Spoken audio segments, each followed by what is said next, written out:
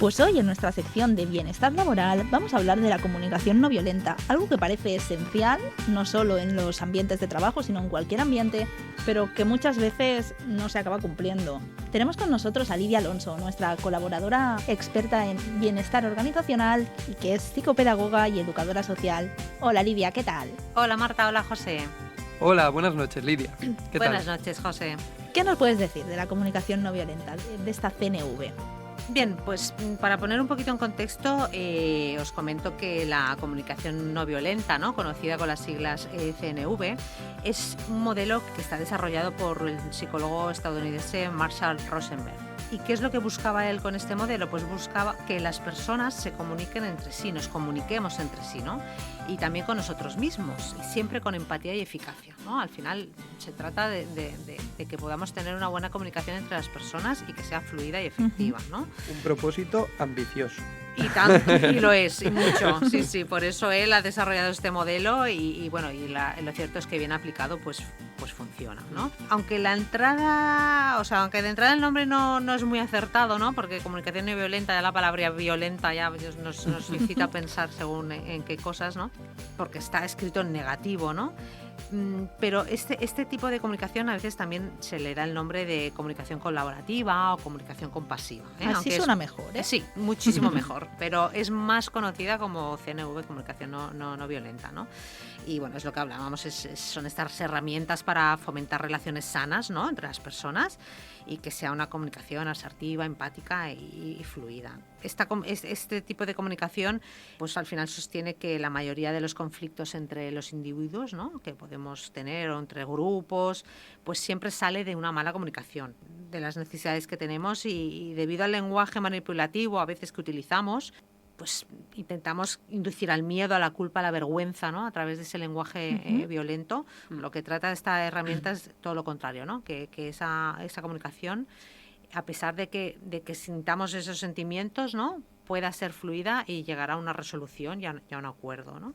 Por lo tanto, es un modelo que comparte conceptos que son utilizados en mediaciones y resolución de conflictos internacionales, ¿eh? O sea, es una herramienta muy potente que destaca que el uso que hacemos de esas palabras puede ayudarnos a conectar con nosotros mismos y con los demás de manera compasiva, ¿no? Y esto al final lo que permite es que en un nivel más profundo reestructuremos nuestra manera de expresarnos y de pensar y ampliar nuestra propia comprensión y construir relaciones más efectivas y más armónicas con los demás. Y una vez dicho esto, Lidia, ¿cuál es el modelo de la comunicación no violenta de CNV? CNV incluye 4 pasos, ¿no?, básicos. Uno sería observar lo que ocurre realmente en una situación, ¿no?, lo que dicen o lo que hacen los demás, observarlo, escucharlo, sin juicios ni evaluaciones, ¿eh? Simplemente lo escuchamos y lo evaluamos. Después estaría un segundo paso, ¿no?, que sería investigar cómo nos sentimos nosotros, ¿no?, pensarlo. ¿Cómo nos sentimos? ¿Nos sentimos ofendidos? ¿Nos sentimos asustados, alegres, divertidos, irritados? ¿No? ¿Qué sentimiento nos genera el hecho que ha sucedido, ¿no? Luego el tercer paso sería identificar cuáles serían nuestros deseos o nuestras necesidades, ¿no?, que guardan relación con esos sentimientos que hemos descubierto, o sea, cómo queremos cambiarlos o no. Buscar ese deseo genuino, expresarlo de forma adecuada, que esto es lo más importante, cómo lo expresamos. Exacto. Y luego un cuarto punto, y el último, sería hacer esa petición, ¿no?, a esa persona o grupo de personas para tratar de conseguir esa meta o deseo. O sea, cómo lo pedimos. ¿Y nos podrías dar algún ejemplo de estos pasos para saber bien cómo actuar? Sí, los ejemplos es a veces la manera más gráfica, ¿no?, de poder situarnos y saber cómo aplicar las cosas. Entonces, si os parece, vamos a hacer un ejemplo de cada uno de los pasos para que podamos verlo y, bueno, pues para que nos permitan entender el... ¿Cómo funciona, no? Exacto, cómo funciona este modelo de comunicación. Genial. ¿Vale? Entonces, vamos a hacer el primero de ellos, ¿vale? Que sería el describir objetivamente lo que ha sucedido en una situación, ¿vale?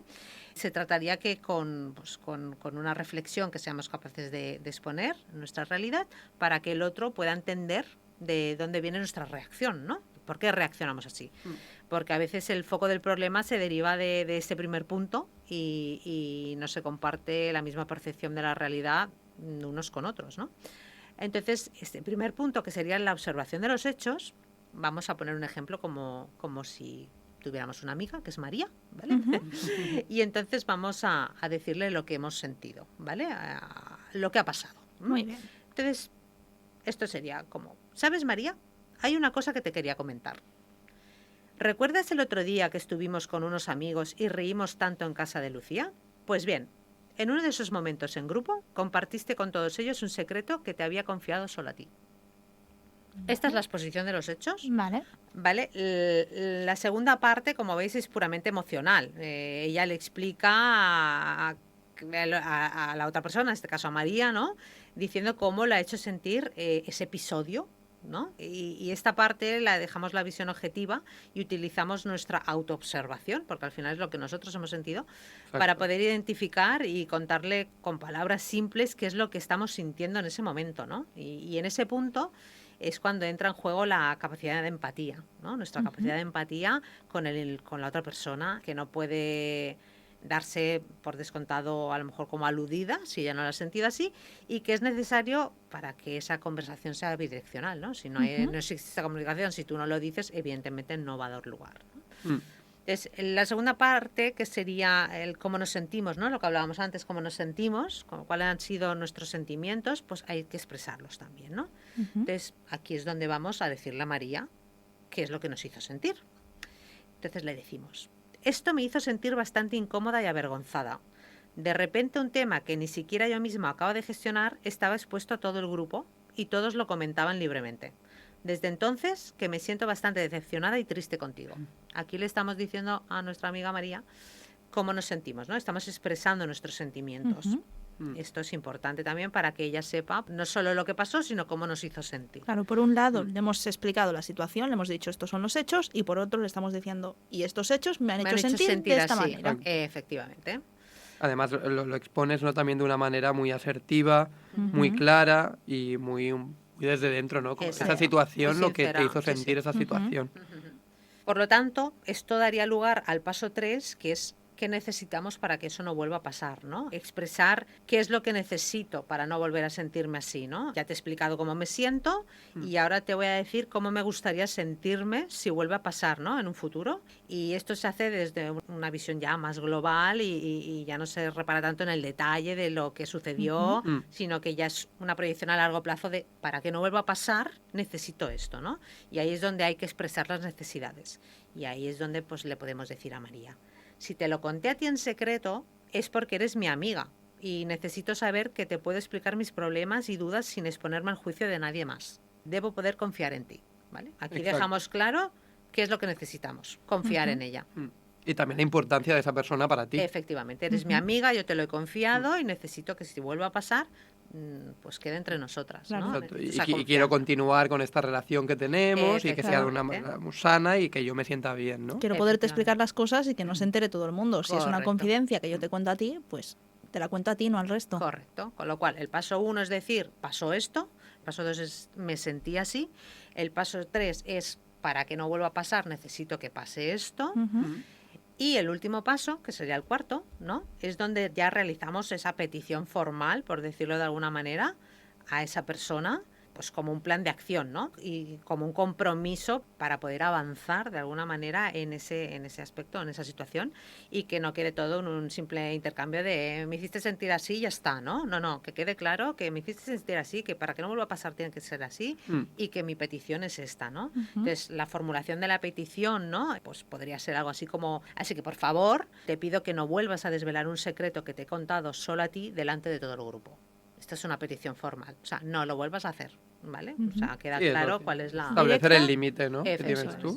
Efectivamente. Entonces, todo esto, que lo hemos aplicado a algo entre amigas, es aplicable pues a cualquier organización, a cualquier conflicto que pueda surgir en cualquier ámbito. En casa, en el trabajo, en cualquier situación que podamos imaginar, ¿no? Al final de lo que se trata es, la comunicación no violenta es de que aquellas situaciones que se dan pueden derivar en un conflicto, se resuelvan lo antes posible y que se resuelvan con estos 4 pasos que son sencillos, porque al final es identificar el problema, expresar cómo me he sentido, saber cómo no puede volver a suceder y expresar un acuerdo, ¿no?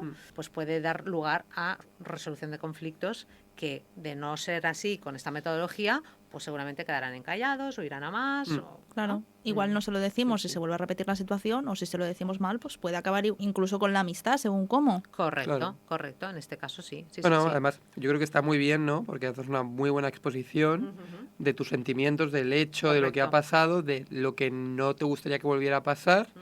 Y también no hay una amenaza, ¿no? Detrás. No hay esa amenaza de, bueno, es como somos adultos, te explico lo que me ha hecho sentir mal y que no quiero que se vuelva a repetir, y ya, si se volviera a repetir, ya tomarás tú, ¿no? Las decisiones. Pero tú has dejado claro qué tiene que pasar para que no vuelva a suceder, que es de lo que se trata, ¿no? Y que se entiende que las dos partes quieren esa voluntad de que no vuelva a suceder. Es por esto que bueno, pues se practica también con este método la asertividad en uno mismo, ¿no? Para poder exponer nuestra posición respecto al tema, sea cual sea, ¿no? Y también la empatía pues juega un papel muy importante para entender al otro y aceptar las percepciones y creencias que tengamos. Genial. Pues muchas gracias, Lidia, como siempre, por darnos estas pautas para comunicarnos mejor con el resto. También aprovecho para recordaros a todos que Lidia es la escritora del libro Happiness Que, donde podéis encontrar muchos consejos y acabar de entender cómo puede beneficiar la figura del Chief Happiness Officer en vuestro ambiente de trabajo. Y nada, Lidia, muchas gracias por acompañarnos una semana más y nos vemos en el siguiente programa. Gracias a vosotros. Muchísimas gracias, Lidia.